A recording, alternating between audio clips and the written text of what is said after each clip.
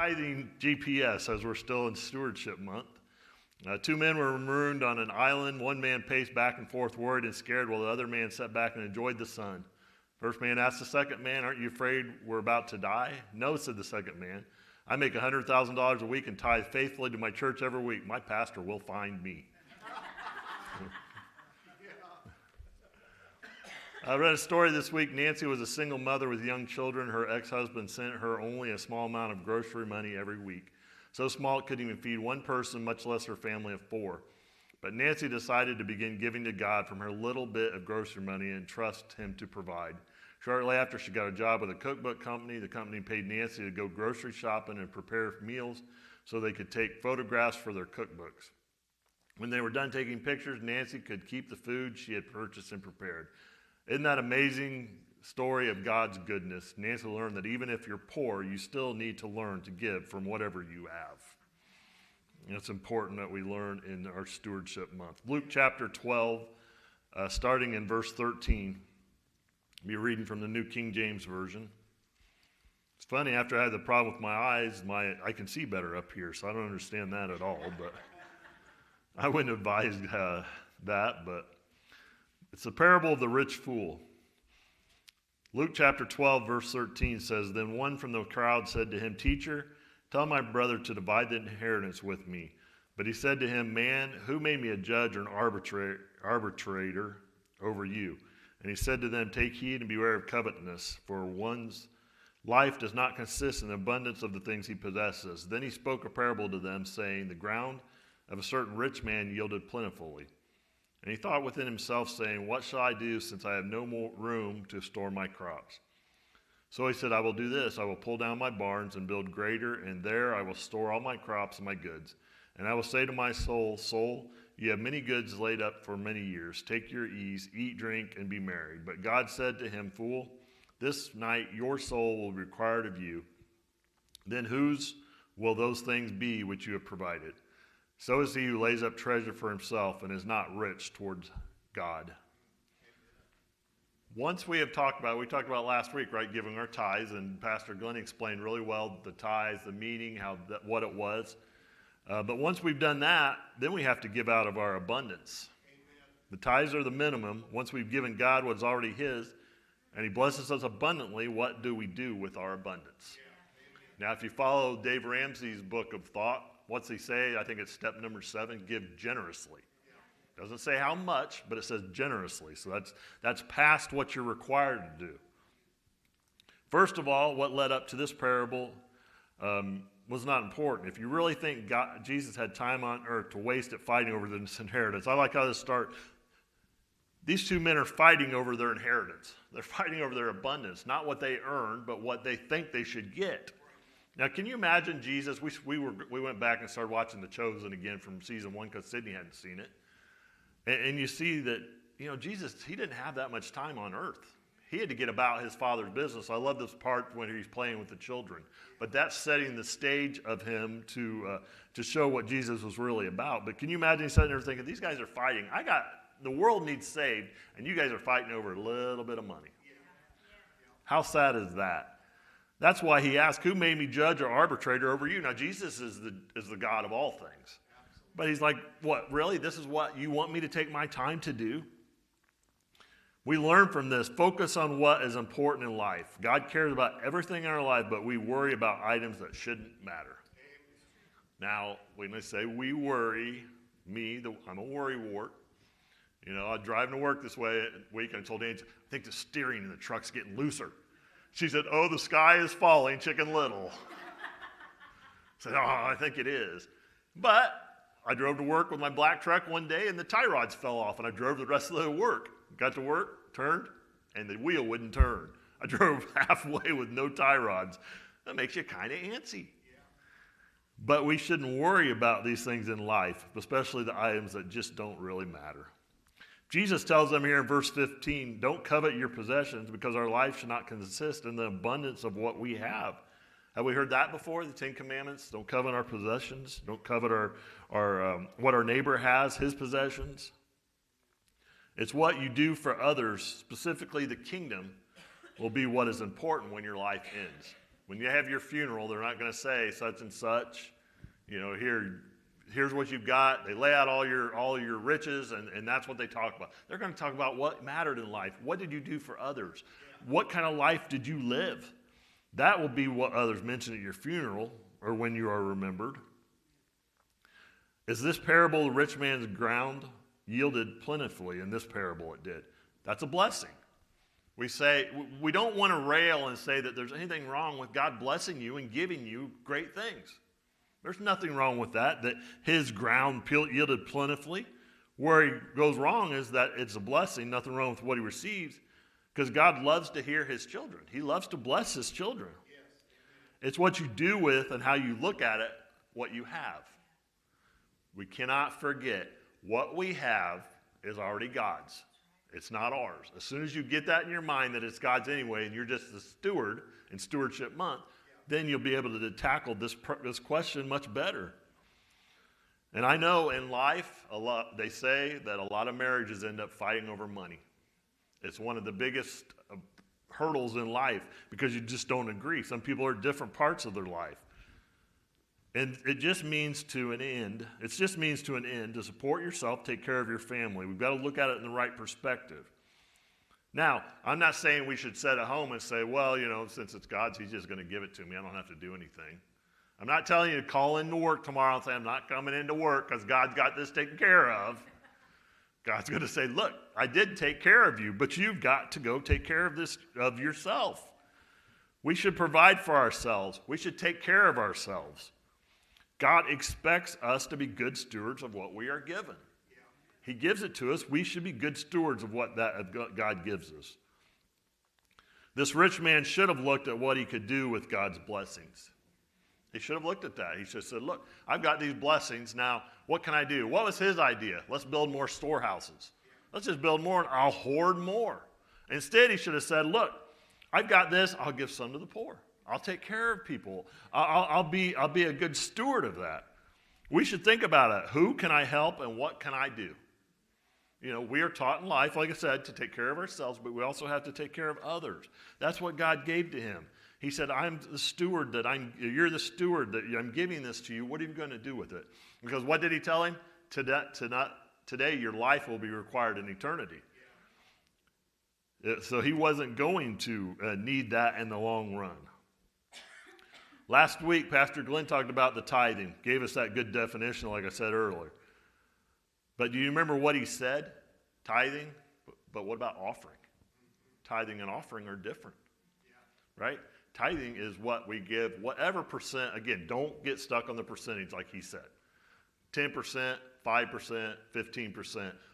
But just give it consistently. Don't say, well, we had more this week, so I'm going to give more. Well, you should give more if you're giving percentage, yes. But you don't say, well, I'm going to give out. What do you do? You're giving out of your abundance. You should give out of your need also. That tithing would be the bare minimum. The offering is what you give that out of your abundance. This man thought that I will save this for my retirement, and you should plan for your retirement. Again, I'm not paying for your retirement. Okay? You're going to have to pay for your own. I'm not going to take care of it. Can somebody check? Somebody's at the back door there. Somebody go back there and help them in there. I'm not planning on your retirement. You have to plan for your own retirement. Okay, you're on your own. Because we should plan on God having us here many, many more years. Does anybody plan on dying tomorrow that's sitting here? No. You have to plan, right? You go to work tomorrow. You have to go about life. And that just reminds me, as I saw in the back door, if you're watching this, make sure you get your name on the church prayer chain. It's very important so we can send out messages, check Facebook. That's how we send out message about whether we're having church or not. So that's just a break here, just a quick commercial. I don't know how many years God plans on me being here. Some days the way I take care of my body, God, he says, well, if you're going to be here, it's going to have to be under God's will, God's plan. But I don't know how many. I have many bad jokes to tell and many people to annoy. So I'm thinking, I haven't even got through. I mean, if I'd have kept Naoma's joke book of 10,000 jokes, I would have been here a long time before I got through all of them. But I don't know. I don't know what God's got plans for me. But what I do know is I have to plan to be more for him tomorrow than I am today. To do his will every day. But you know what I better do? Make sure if today is my last day, if today is your last day on earth, be ready to meet my Savior today, right now, so that I am sure. So instead of hoarding what God blesses us with, make sure we are giving generously. Why? What are you doing? You're laying up your treasures in heaven instead of laying up on earth. That's what verse 21, so is he who lays up treasure for himself and is not rich toward God. We need to lay up treasures into heaven instead of laying them up on earth. Earthly treasures are only going to get you so far. Now, I told you all that I was reading through Leviticus. I'm almost through Leviticus. And I said, it's hard to pull anything from it. Well, God showed me you can pull something from it, so he gave me something to read. Flip back to Leviticus before we finish up that section of Luke. Leviticus chapter 25. Verses 1 through 7. This hit me really hard this week as I was reading through this. The Sabbath of the 7th year. Leviticus 25:1 says, And the Lord spoke to Moses on Mount Sinai, saying, Speak to the children of Israel and say to them, When you come into the land which I give you, then the Lord shall keep a Sabbath to the Lord, or the land shall keep a Sabbath to the Lord. 6 years you shall sow your field, in 6 years you shall prune your vineyard and gather its fruit. But in the 7th year there shall be a Sabbath of solemn rest for the land, a Sabbath to the Lord. You shall neither sow your field nor prune your vineyard. What grows of its own accord of your harvest you shall not reap, nor gather the grapes of your untended vine. For it is a year of rest for the land. And the Sabbath produce of the land shall be food for you, your male and female servants, your hired man, and the stranger who dwells with you. For your livestock and the beasts that are in your land, all its produce shall be for food. Can you imagine that? Now, this really hit me, right? For 6 years, they were allowed to work their land. Yeah. Brian, for 6 years, they were allowed to be a farmer. And then what were they told in that 7th land? Stop, rest, and rely on me. Yeah.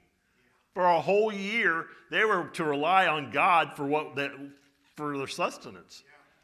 I mean, you can't go and just get things at the store. See, that's taught the children of Israel to rely on God. And that's what we need to do. We need to rely on God. They are told to remember the Sabbath and keep it holy. They're told to work their fields for 6 years. Again, not sit there and wait in the other 6 years and do nothing. They needed to work, do their harvest, take in their harvest. In their case, prune the vineyard, gather the fruit. But now think about this. They're told to not do anything with the land in the 7th year. Just leave it set. That doesn't even make good farming practices, does it? I mean, sometimes you can have set-aside land, but I just can't imagine. I wish I had that much faith that I could set aside and say, God, you got this. I'm going to trust you for a year's provision of food. We don't even make it week to week. We have to go to the grocery store. And we take out a small loan for our groceries and we go home. I couldn't imagine waiting a whole year, what kind of groceries you'd have to have. We were talking among some of us. Heard a report this week. $19 a dozen on the East Coast for eggs. For 1 dozen eggs, $19. And they claim that's going to go up 25% this year. Can you imagine that? They are, somebody said they said, hey, I got 4 dozen eggs here I'm going to sell for your lottery ticket or something. And said, don't lowball me, I know what I got. $19 a dozen. If you got chickens at home right now, boy, you're living high on the hog. Find your local supplier. Because I'm going to the bank tomorrow and I'm going to take out my loan for my dozen of eggs this week. But we have trouble relying on God for small things, don't we? I'm not talking just the big things like a dozen eggs or groceries, which have become big. I'm talking about just the small things in life. Will that happen tomorrow and I start worrying about it? And again, me, number one, worry wart. You tell me what you worry about, I bet I can top it. Now, that's not something to be proud of, but, I'm not medicated right now. Maybe I should be. They were told to rely on God, though, for that whole year. But if we rely on God, he will give us such an abundance that he can do that. But only God. Don't try to do it on your own accord. If you try to do anything in life on your own accord, it's going to fail. Yeah. I can take that statement, and you can take that statement to the bank. But if you do it through God, it will not fail, because whatever the outcome is, you will see success because God can do all things. Only God can do that. Like the song says, let go of what you're holding on to and let God do it. That's where we need to be. See, he was teaching his people to rely on him for everything. He can make 6 years of crops turn into 7. He could take that check. Has anybody in here been sitting there and you don't know where the next money's going to come from, the meal's going to come from, you don't know how you're going to pay that bill, and the next thing you know, you open your mailbox and there's a check. Now, it may not come as quick as it used to, but you're going to get that check.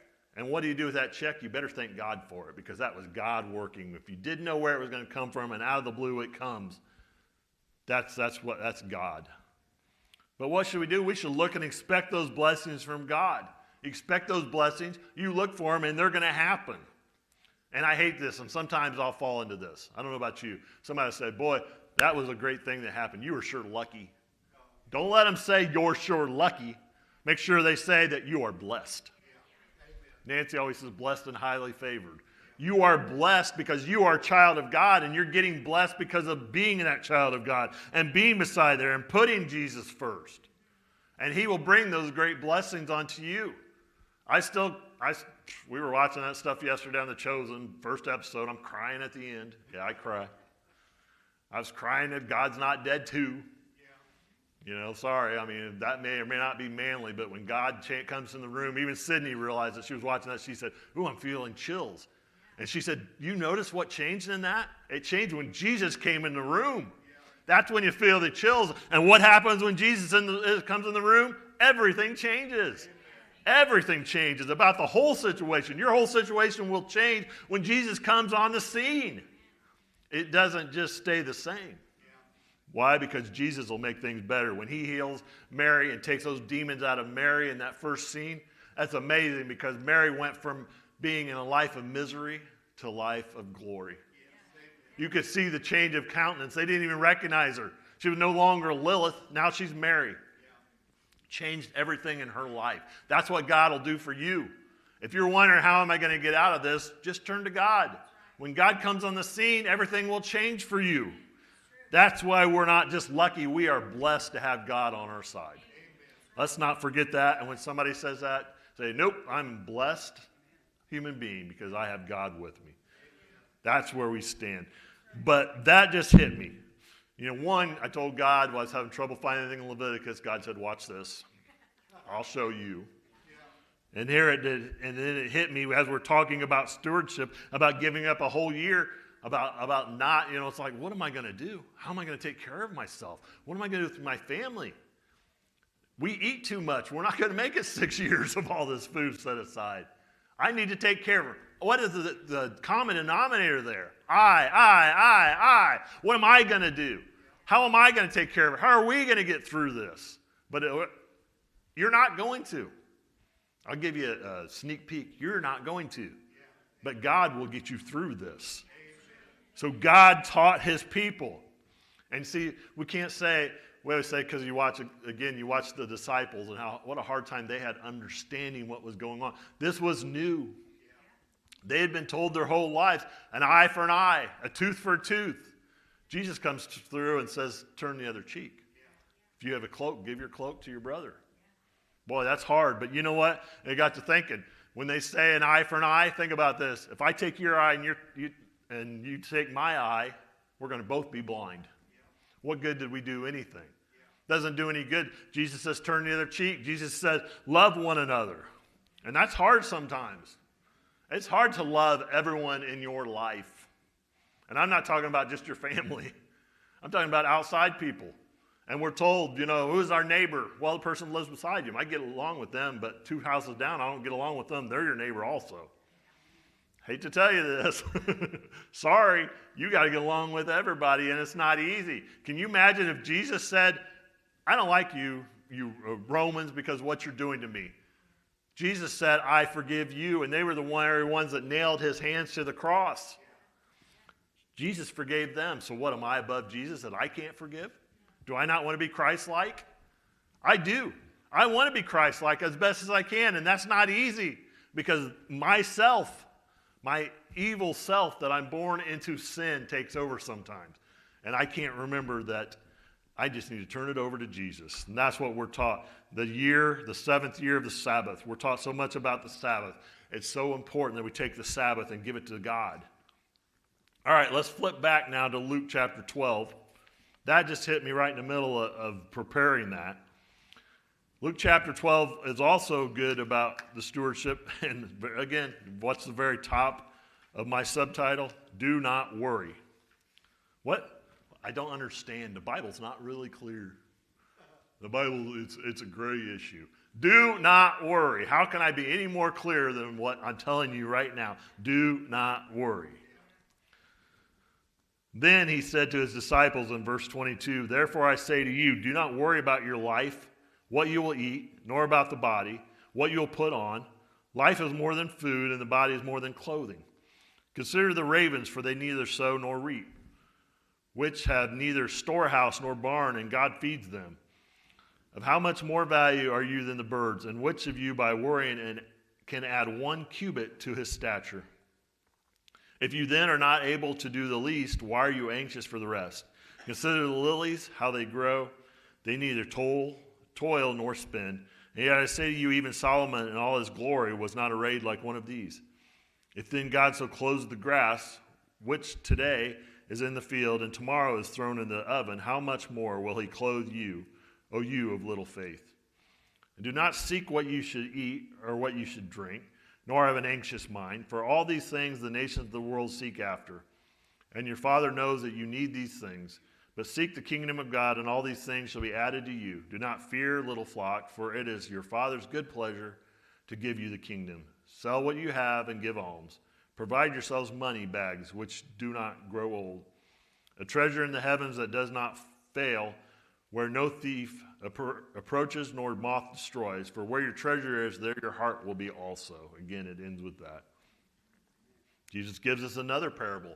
I asked Angie yesterday, I said, why do you think God speaks in parables? Why do you think Jesus spoke in parables? Well, I said they can understand. But I think they are understandable, but I think he speaks in parables because you got to think about it. How often do we read our Bible? We've said before, how many of us have went through our Bible and said, I read the entire Bible this year.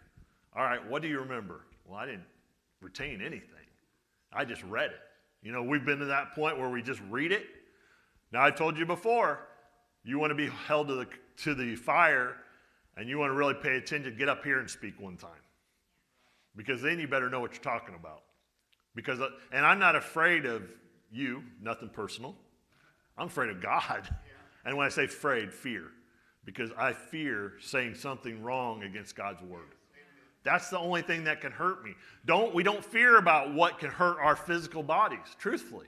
That's the only way the disciples could make it through their ministry. They had to have no fear for their human body. And I look at what the disciples had to have gone through. Can you imagine how scary that was? You're going to send us here? In one part, you're going to be close to Samaria. Samaritans hated Jews. But you're going to have to deliver this message. But people don't want to hear this message. They don't like it. And Jesus said, well, that's part of the job. That's what you've got to do. So Jesus sends us a parable. Makes us think, makes us seek.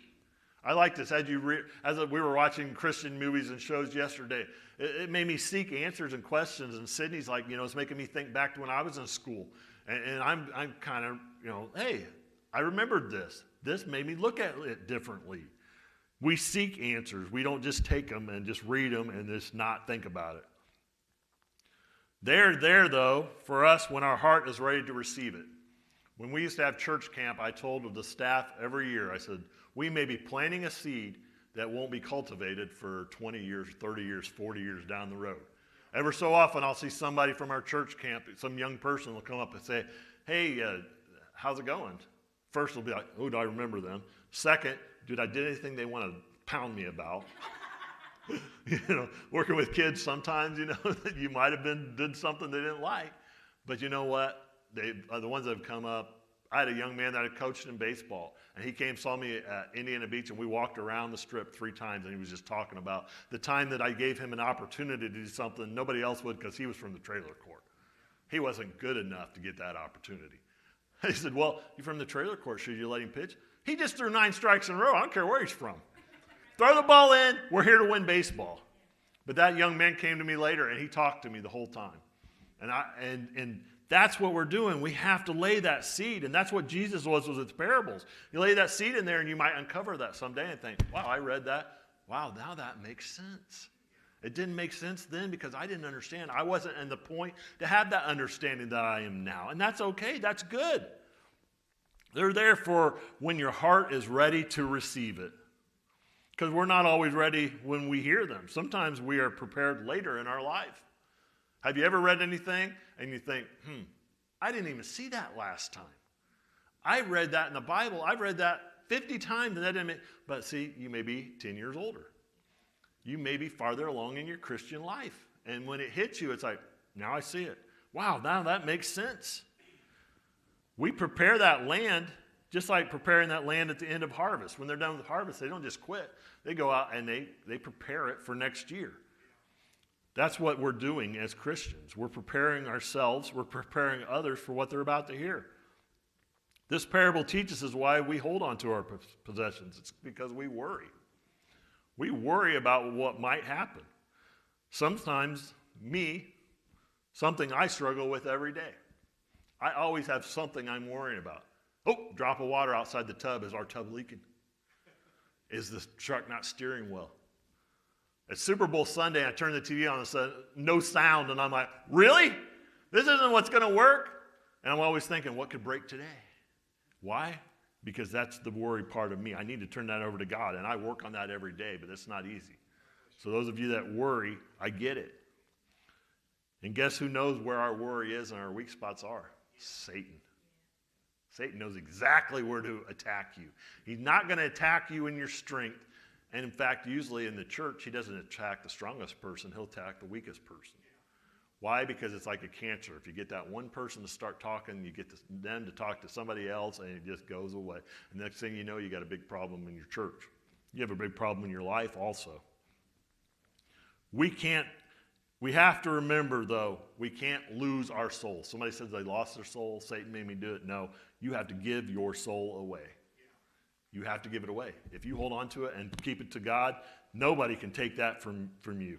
And if we keep our soul and keep it in the right place, guess what? Everything else in life is just details. It's only for a short amount of time. You may be sitting there thinking, I'm going to live forever. Guess what? You're not. I'm not. But you know where I'm going to live forever?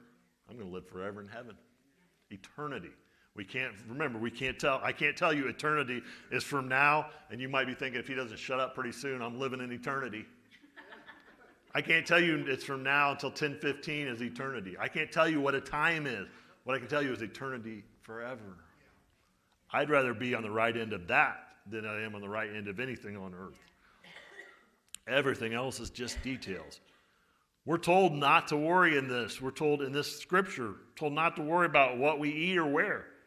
Life is more than food, and the body are more than clothing.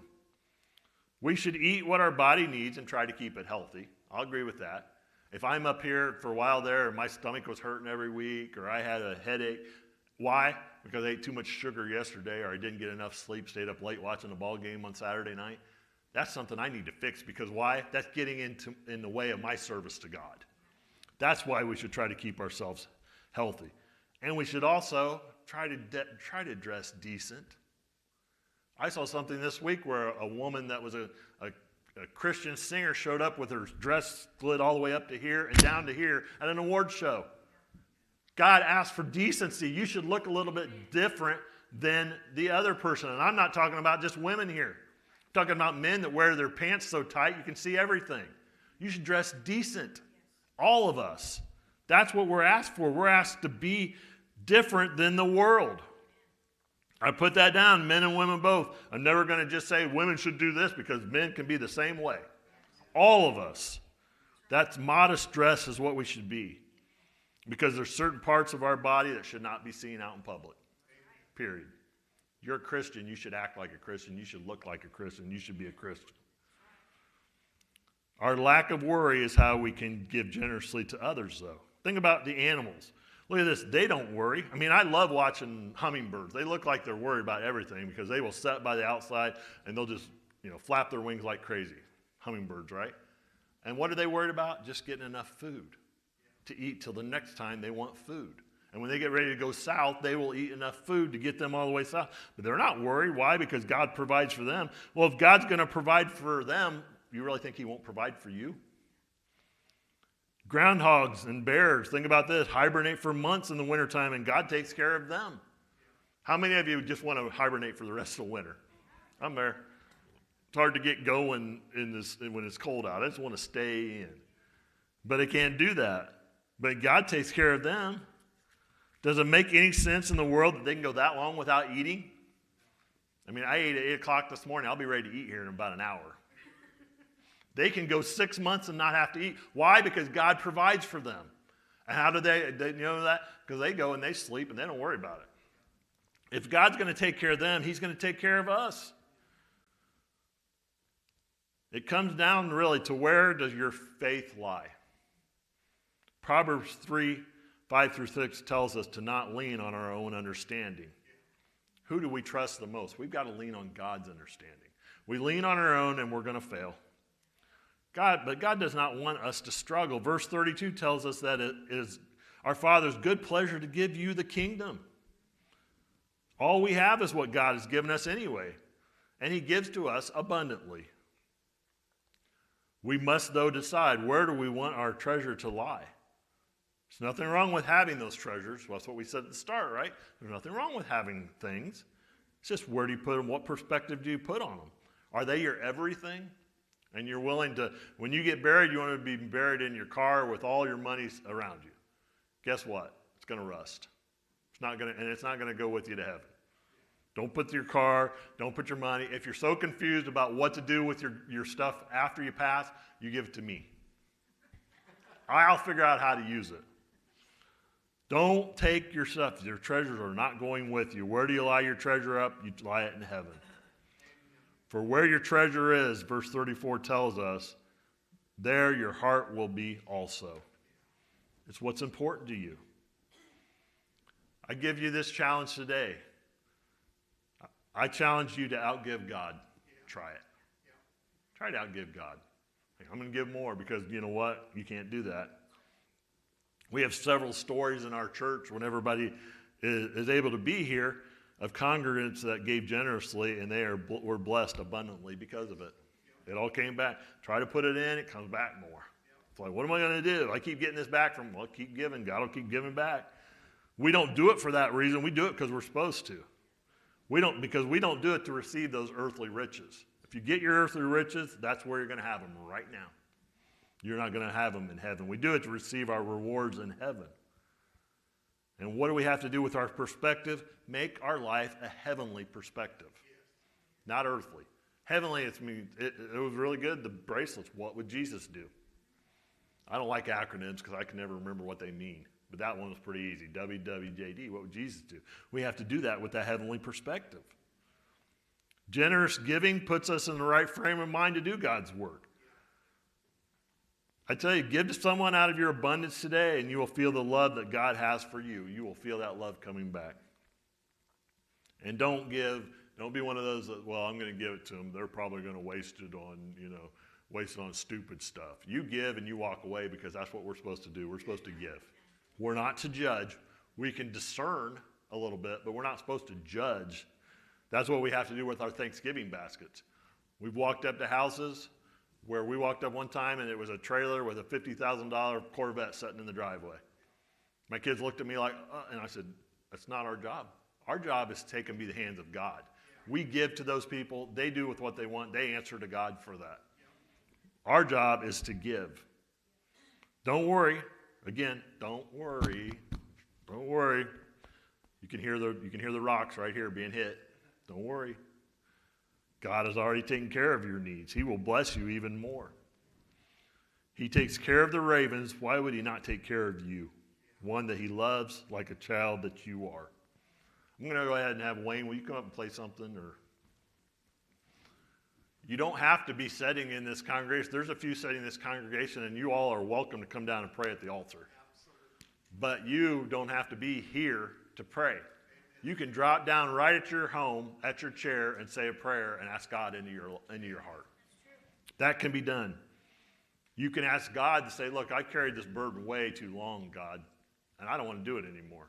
And I know that if I give it to you, you'll take care of it. You can do that at your home also, or here. And also, it's never a bad time to take some time to pray to the Father. Remember, Luke chapter 12 tells us simply, do not worry. But the only way you can truly not worry about things in your life is if you're a child of God. If you aren't a child of God today, you should be very worried because you don't know what could happen to you in eternity tomorrow. If you sit there and say, well, I'm not sure, then you aren't sure. You need to be sure. You can make sure today that you're going to heaven, but it has to be you. I can't make you do that. So as Wayne plays and Rita sings, if everyone in here could please stand. If anyone wants to come down and pray this morning, you're welcome to. And again, if you're at home and you want to pray, you're welcome to do that too.